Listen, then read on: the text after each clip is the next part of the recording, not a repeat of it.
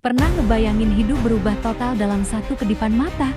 Siang itu, 9 Agustus tahun 1945, Nagasaki masih sibuk seperti biasa. Orang-orang gak tahu apa yang sedang mendekat di langit tinggi. Setelah Hiroshima dihantam 3 hari sebelumnya, Jepang masih terkejut. Tapi nggak ada yang menyangka bom kedua akan jatuh.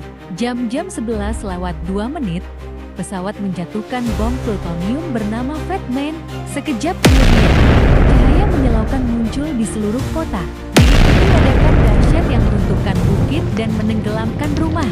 Kota berubah jadi lautan api dalam hitungan detik. Yang selamat berjuang mencari keluarga di tengah asap dan kehancuran.